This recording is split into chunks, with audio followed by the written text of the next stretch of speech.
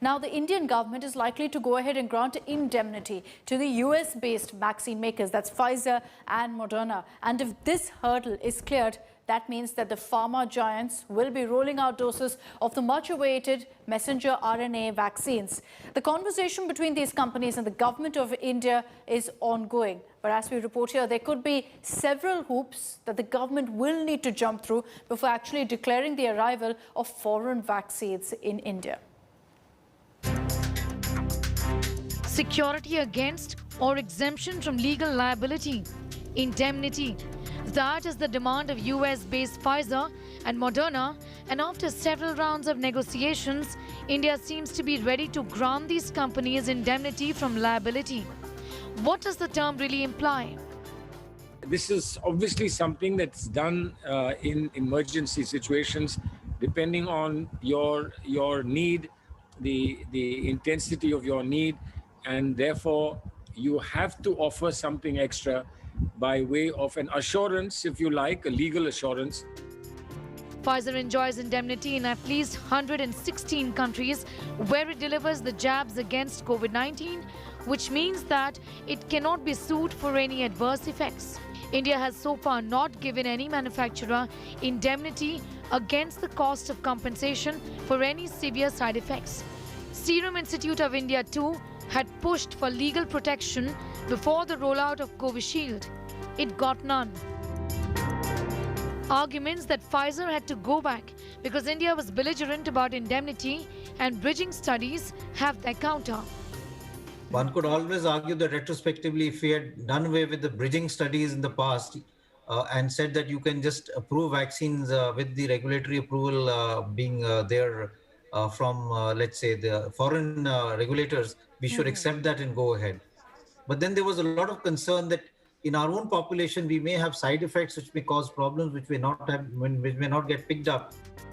Has a severe vaccine crisis or criticism that India has not been a good negotiator brought about a change in position, or shortage of doses and attempts to close the gap between demand and supply led to a change in heart?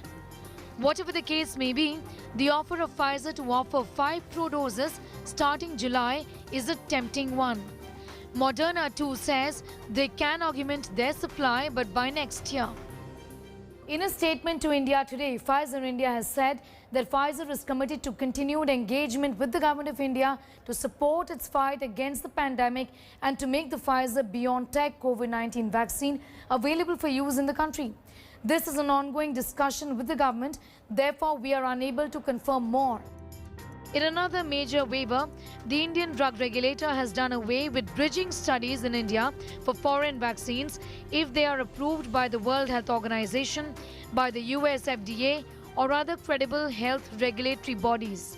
Experts welcome the move but question the delay behind this process. Vaccines made abroad such as Pfizer and Moderna have been in use for over 6 months, and these are excellent and safe vaccines of a proven track record. There is really no need to do bridging trials in India because the phase 3 trials of both these vaccines have been published and also approved by the WHO.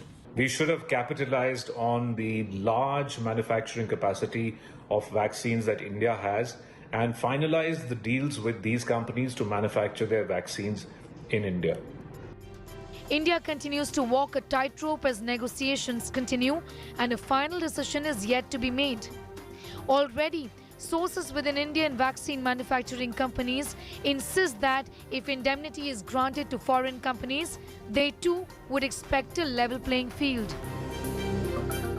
Logistics and management of cold chain supplies from these vaccines could still need to be sorted out. For now, India may just have crossed the first of many hurdles to bring foreign vaccines to India. Pfizer's storage qualification that requires it to be refrigerated under minus 80 degrees also makes it difficult to be distributed in rural parts of the country, which is why the central government's focus right now is more to do with enhancement of production of the domestic manufacturers of vaccines in the country, and the government feels that that is where the real difference to India's vaccination drive will lie. With Anisha Mathur and Sneha Modani, this is Milan Sharma for India Today.